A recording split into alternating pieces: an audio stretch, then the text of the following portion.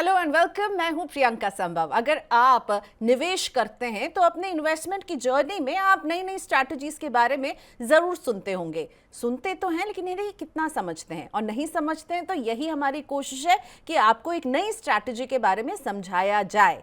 तो इन्वेस्टर्स को exchange traded fund यानी ईटीएफ में बेहतर रिटर्न मिले, इसके लिए म्यूचुअल फंड कंपनियां कई तरह की स्ट्रैटेजीज पर काम कर रही हैं और इनमें से एक है स्मार्ट बीटा स्ट्रैटेजी। इस स्ट्रैटेजी में बेंचमार्क इंडेक्स में कुछ फिल्टर्स अप्लाई किए जाते हैं ताकि आपका इन्वेस्टमेंट बेंचमार्क इंडेक्स के परफॉर्मेंस को आउट परफॉर्म कर सके। ये स्ट्रैटेजी कैसे काम कर सकती है, किस तरह के निवेशकों को इस तरह से निवेश करना चाहिए, और अगर आप इस तरह का निवेश चुन रहे हैं तो किन बातों का ख्याल रखें।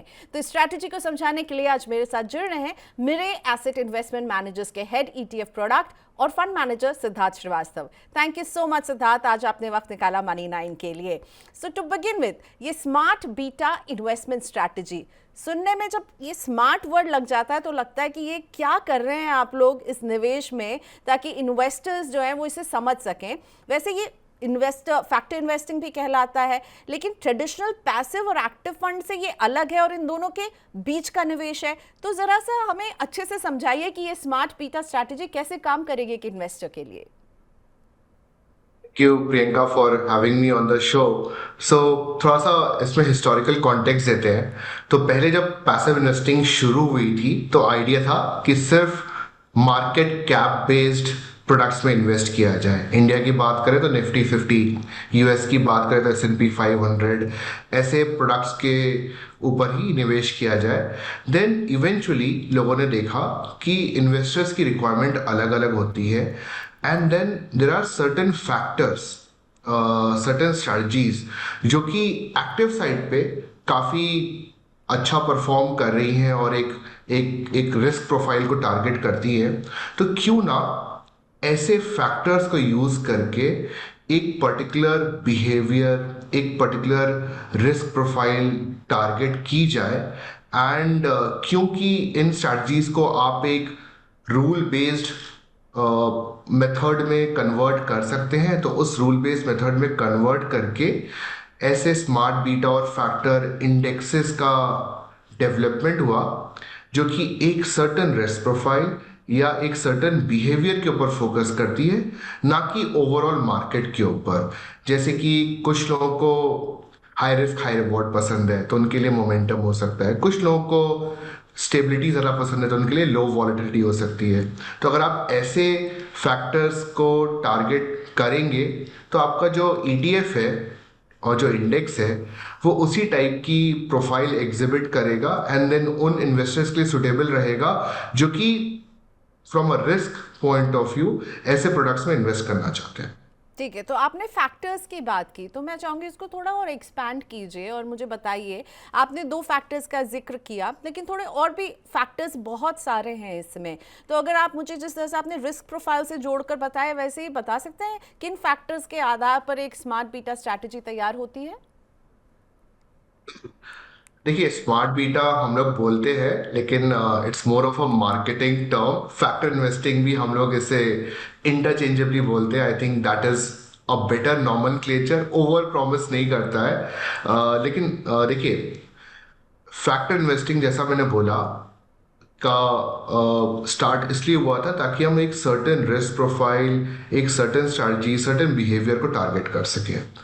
नाउ कौन कौन से फैक्टर्स इस समय प्रेजेंट है? एक है मोमेंटम, जहाँ पे आप पोर्टफोलियो में उन स्टॉक्स को चुन सकते हैं जो कि काफ़ी अच्छा रिटर्न दे रहे हैं, एंड ये जो पोर्टफोलियो बनाएंगे वो रिटर्न ज़्यादा जनरेट कर सकता है बट रिस्कियर भी हो सकता है, right? Because momentum strategy is high risk high reward strategy. Then एक फैक्टर एग्जिस्ट है which is called low volatility. यहाँ पे उन स्टॉक्स का चयन होता है पोर्टफोलियो में जो कि ज़्यादा स्टेबल है प्राइस परफॉर्मेंस के बेसिस पे, एंड ये पोर्टफोलियो मोर स्टर्डी रहता है। It has lower drawdown, lower risk relatively. And then there are factors like quality, जहाँ पे आप फंडामेंटल्स के बेसिस पे कंपनीज को चुनते हैं, return on equity, earning stability, lower leverage, earnings quality etcetera के बेसिस पे, एंड यू एक्सपेक्ट कि ये पोर्टफोलियो अगेन ज़्यादा स्टर्डी रहेगा। Then you can also use factors like dividend yield, जहाँ पे डिविडेंड यील्ड के बेसिस पे कंपनियों का चयन हो सकता है. You can simply select companies and do equal weigh, जहाँ पे हर कंपनी को जो एलोकेशन होता है वो इक्वल मिलेगा. तो निफ्टी 50 इक्वल वेट, जहाँ पे रिलायंस का वेट भी 2% होगा एंड एक निफ्टी 50 की छोटी कंपनी का वेट भी 2% होगा. Then obviously there is value and growth, जिसके बारे में हर कोई जानता है. नाउ ये सारे फैक्टर्स अलग तरीके से परफॉर्म करते हैं different market cycle, and that is why smart betas are so popular.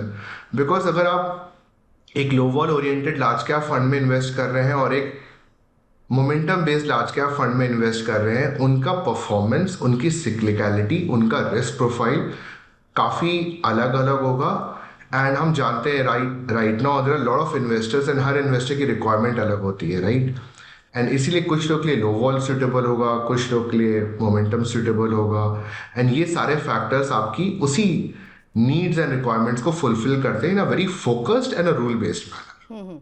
सो आप कितना रिस्क ले सकते हैं, उस हिसाब से आप इन फैक्टर्स को चूज करेंगे. और सिद्धार्थ ने जैसा बताया कि जो हम फैक्टर इन्वेस्टिंग कहते हैं वही है स्मार्ट बीटा इन्वेस्टमेंट स्ट्रैटेजी. ये इंटरचेंजेबली आप इसे यूज कर सकते हैं, ये एक ही बात है. आप फैक्टर बेस्ड कहें या स्मार्ट बीटा, लेकिन है ये रूल बेस्ड इन्वेस्टमेंट करने का तरीका.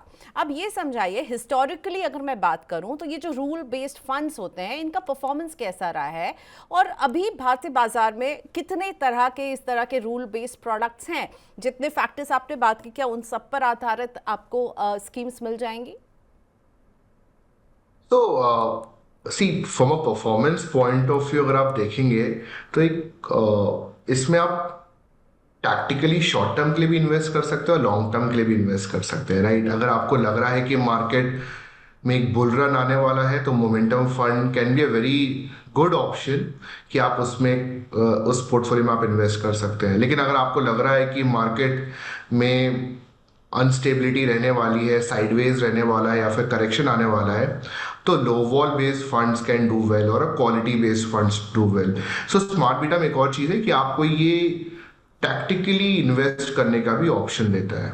From a long term point of view what we have observed is कि quality based products, low vol based products एक better return to risk profile generate करते हैं, जहाँ पे वो रिटर्न में थोड़ा बहुत अल्फा जनरेट करेंगे but risk on the lower side रहता है. एंड इंडिया क्योंकि एक बुल फेज में है कई सालों से, एंड वी एक्सपेक्ट कि आने वाले समय में भी मार्केट की परफॉर्मेंस उम्दा रहेगी, तो मोमेंटम स्ट्रैटेजी काफ़ी टाइम से वर्क करते हुए आई है इंडिया में.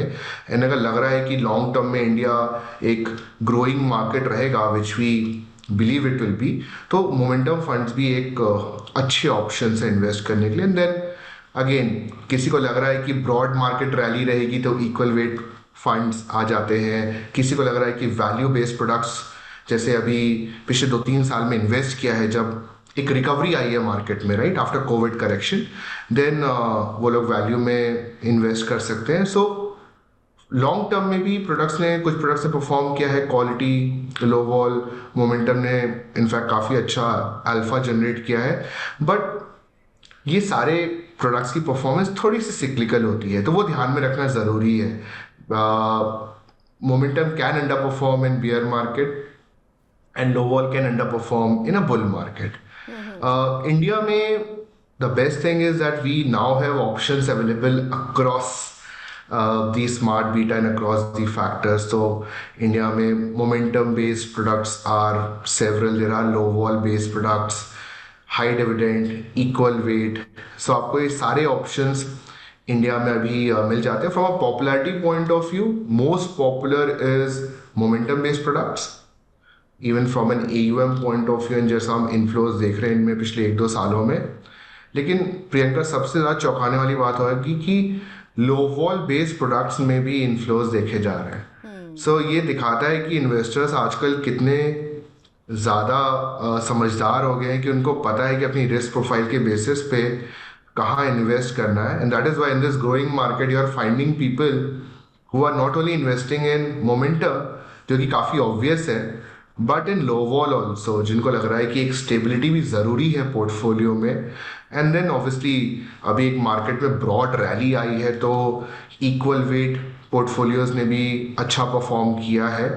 तो इक्वल वेट में भी हम लोग रीजनेबल ट्रैक्शन देख रहे हैं। सो आपको इंडिया में right now momentum, low vol, equal weighing, quality, dividend, value, ये सारे ऑप्शंस अवेलेबल हैं लार्ज कैप में भी, मिड कैप में भी, कॉम्बिनेशन कैटेगरीज में भी।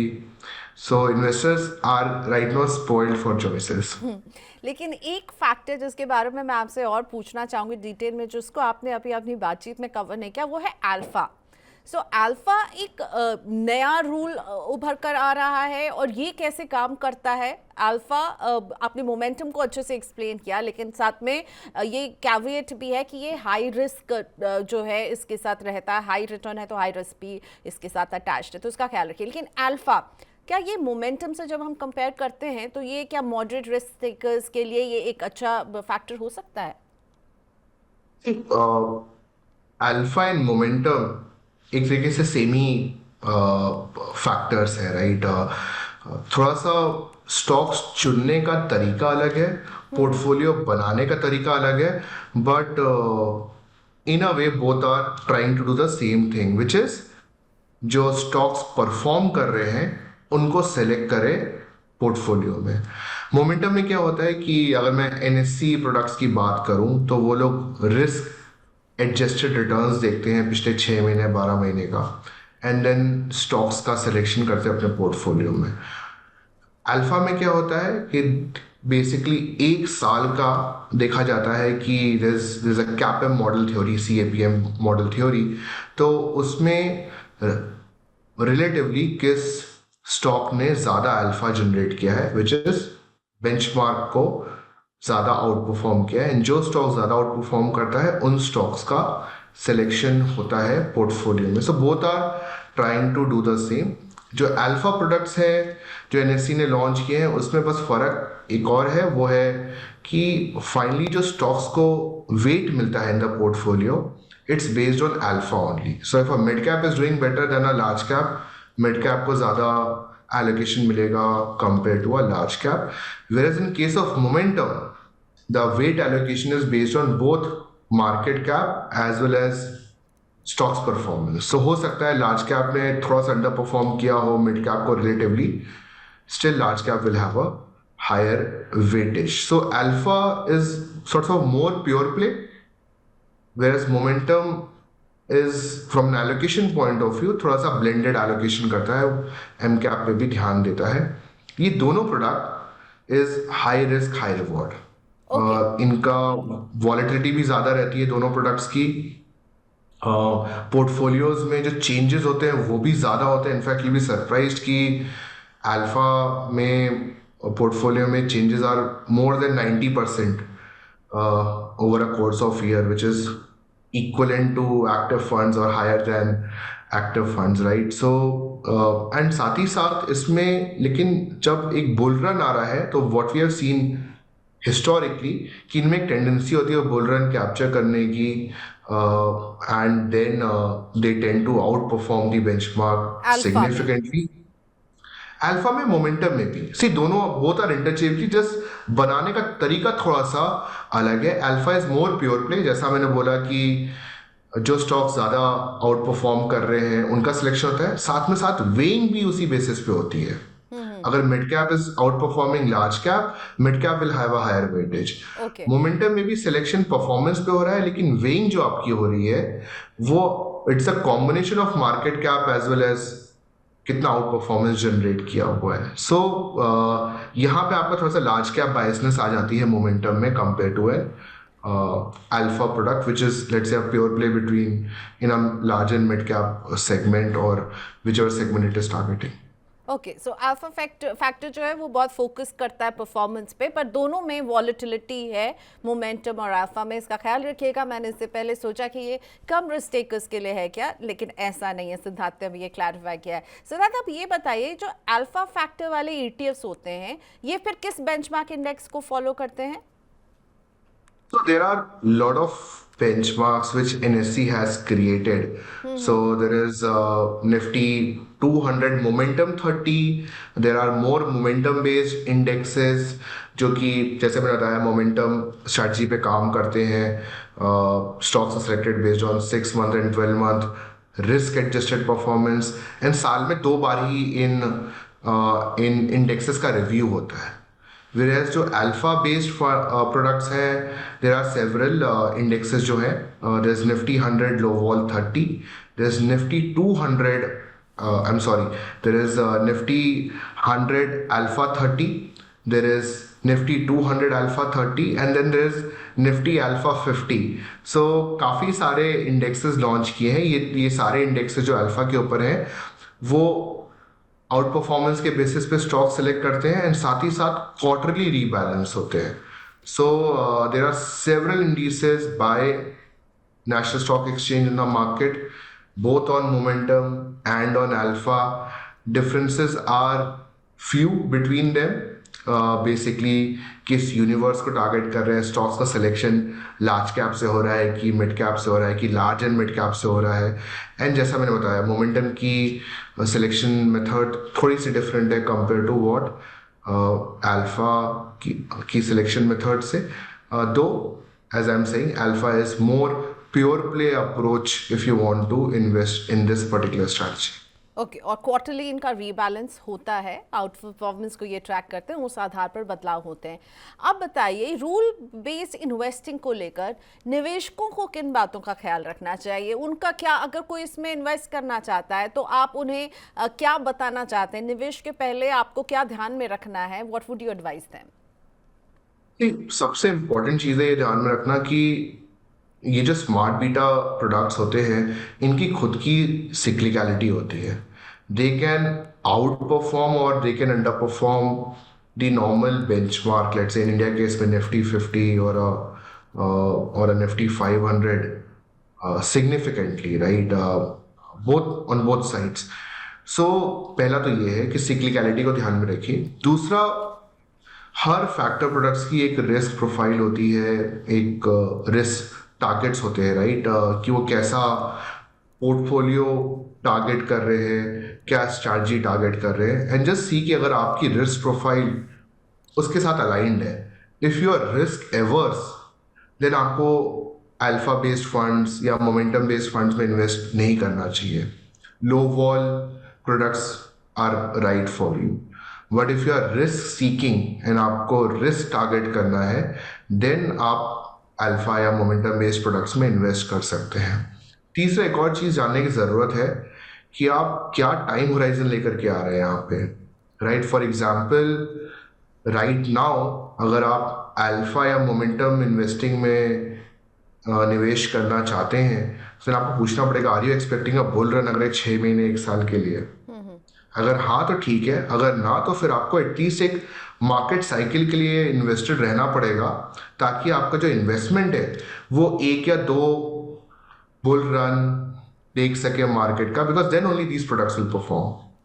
Similarly, on the low vol side, typically people should participate in a market cycle because low vol भी over a market cycle एक better return to risk profile generate करता है. So smart beta products just based on past performance select ना करें. Alpha and momentum based products ने काफ़ी अच्छा perform किया है पिछले 1-2 सालों में. एंड हम लोग को भी काफ़ी इन्वेस्टर्स अप्रोच करते हैं about details on this products. But we always communicate कि just look how these products have performed in different cycles. Long term के लिए आप रहना चाहते हैं या शॉर्ट टर्म के लिए, आप देखिए कि ये प्रोडक्ट्स आपके लिए सूटेबल है कि नहीं है. So these are powerful ideas but इसको सही तरीके से यूज़ करना है. If you use it in a right manner then I think you can create and target creating good amount of wealth. One thing which I'll just add, which a lot of people are also doing is, let's say instead of investing in a low vol based product or a alpha based product, वो लोग balanced approach लेते हैं. some allocation in low vol and some allocation in alpha, so that you get best of both world. आपका एक portion of portfolio is targeting wealth creation is higher risk, and one portion of the portfolio is more stable and less risk. Typically हमने देखा है कि इन products में जो portfolios होते हैं और जो stocks होते हैं, जो sectoral representations होते हैं, वो थोड़े different होते हैं. So you get a good diversified hand. Portfolio हो जाता है इससे। Absolutely. Okay, so very important जो बातें कही है यहाँ पर सिद्धार्थ पर, मुझे लगता है ये बहुत इंपॉर्टेंट आंसर था जो मैंने इन्होंने दिया है, जिसमें इन्होंने 3 बातों को कहा है, और ये आपके लिए जो है ना ABCD होनी चाहिए अगर आप स्मार्ट बीटा स्ट्रैटेजी को देख रहे हैं। मार्केट सिक्लिकल हैं, प्लीज़ समझिए, मार्केट्स जो हैं वो आपको एक जैसा रिटर्न हमेशा नहीं देते हैं, वो साइकिल्स में काम करते हैं, ये समझना है अगर आप स्मार्ट बीटा को चूज़ कर रहे हैं। अपना रिस्क प्रोफाइल आपको ज़रूर देखना है, और आप टाइम होराइजन आपके पास कितना है उस हिसाब से आपको ये अप्रोच जो होना चाहिए, इन तीनों सवालों का जवाब देकर ही आपको ये रणनीति चुननी चाहिए। अब मुझे बताइए कि स्मार्ट बीटा में अब इतने सारे प्रोडक्ट्स हैं, आपने खुद इतने सारे फैक्टर्स हमें बताए हैं, तो कैसे चुने कोई सही प्रोडक्ट? कैसे, ये 3 बातें तो अगर इन तीनों का जवाब मुझे मिल गया, सिक्लिकल, रिस्क प्रोफाइल और मेरा टाइम होराइजन, अब मुझे प्रोडक्ट चुनने में नेक्स्ट स्टेप मेरा क्या होना चाहिए? बेसिकली आजकल ऑप्शन ज़्यादा हो गए हैं, तो फिर लोगों को ध्यान में रखने की ज़रूरत है कि हर प्रोडक्ट अलग है, राइट? अगर सेम इंडेक्स पे बेस्ड नहीं है, सो आप देखिए कि पोर्टफोलियो जो स्मार्ट बीटा का है वो कैसे कंस्ट्रक्ट हो रहा है। जो बेसिक चेक है वो देखिए किस यूनिवर्स से कंस्ट्रक्ट हो रहा है। फॉर एग्जांपल, अगर मोमेंटम फंड है या अल्फा फंड है, तो वो लार्ज कैप स्टॉक्स में से ही क्रिएट हो रहा है कि लार्ज एंड मिड कैप में से क्रिएट हो रहा है कि large mid cap and small cap से क्रिएट हो रहा है। एंड तीनों की जो रिस्क प्रोफाइलिंग है वो अलग अलग हो सकती है, right? A large cap based alpha product will be थोड़ा नैरो रहेगा, but let's say possibly lower risk compared to other two alpha based products. I think people should look at taking options large and mid cap space में, especially right now. So आपके जो Nifty 200 से बने हुए products हैं in smart beta category, they make sense in alpha and momentum. So आप वहाँ पे देख सकते हैं, because ये काफ़ी sweet spot है to pick out stocks out of large and mid cap zone which are fairly liquid, क्योंकि churn काफ़ी होता है, तो you need to ensure that the fund manager is able to buy and sell stock conveniently. Low vol में आप Nifty 100 based product को target करिए, because अगर आप लो वॉल स्ट्रैटेजी की बात कर रहे हैं तो you are anyways going towards more stability which is large cap. So within large cap, you should target more stability. Again, quality में मेरा आंसर वही रहेगा. Look at Nifty 200. That's again a sweet spot. Value में I'll suggest that there are multiple options. Look at the portfolio which is true to the label. There are products जहाँ पे आप देखेंगे कि it has based on selection parameters right stocks which can be tagged as value stocks. सो उसके basis पे चयन करिए. सो थोड़ा यहाँ पे डिस्क्रिशन आ जाता है, but do look at the portfolio कि portfolio is what you are trying to target, and जिस यूनिवर्स से क्रिएट हो रहा है वो भी वही है जो आप टारगेट करना चाह रहे हैं. Because performance of a large cap based alpha, large and mid cap based alpha, and a large mid and small cap based alpha can be very different, right? Both in terms of returns but replication also. तो क्या आपने अभी थोड़ी देर पहले जिक्र किया था एक कॉम्बिनेशन, क्या आप कहते हैं कि कॉम्बिनेशन रखिए अपने पोर्टफोलियो में, आपको वो बेटर डाइवर्सिफिकेशन देगा? See, I think personally I like that approach of doing a combination.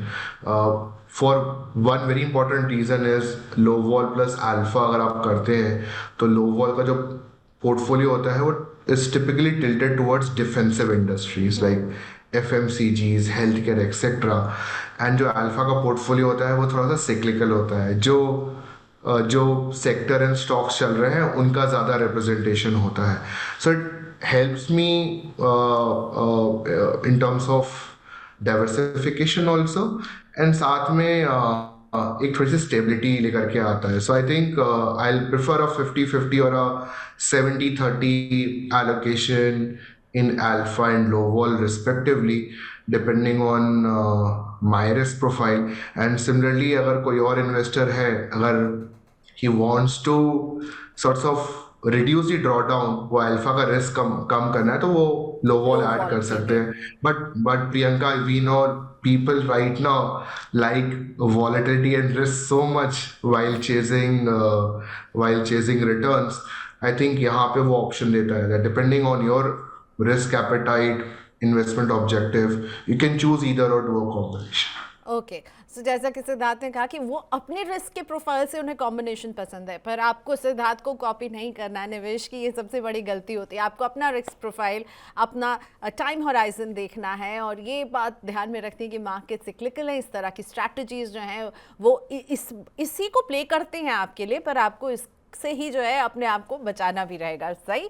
Okay, thank you so much Siddharth. Thank you for explaining smart beta strategy कैसे काम करती है. फैक्टर इन्वेस्टमेंट को लेकर आजकल काफ़ी इंथुजियाज्म है, पर इसको समझाने में जो आपने वक्त निकाला हमारे लिए, इसके लिए शुक्रिया आपका. Thank you so much, Priyanka. Okay, so alright, हमारी ये छोटी सी कोशिश थी कि हम आपको बता सकें कि अगर आप स्मार्ट रिटर्न कमाना चाहते हैं तो ये बीटा स्ट्रैटेजी कैसे काम करती है. लेकिन प्लीज़, अगर आप इस तरह की स्ट्रैटेजी में निवेश करें, जैसा कि हमारे एक्सपर्ट कह रहे थे, अपने रिस्क प्रोफाइल को ज़रूर समझिए, अपने पोर्टफोलियो में इसकी प्लेसिंग ज़रूर देखिए, और तब ही इसमें निवेश कीजिए. समझ के निवेश करेंगे तो हमेशा आगे रहेंगे, और बिना समझे निवेश करेंगे तो फिर मुश्किल में पड़ेंगे. शुक्रिया मनी 9 के साथ जुड़ने के लिए. आपकी प्रतिक्रिया, आपके कमेंट्स का इंतजार रहेगा. ज़रूर लिखकर बताइएगा आप और क्या जानना चाहते हैं स्मार्ट बीटा रणनीति के बारे में. आज के लिए इतना ही. Bye bye.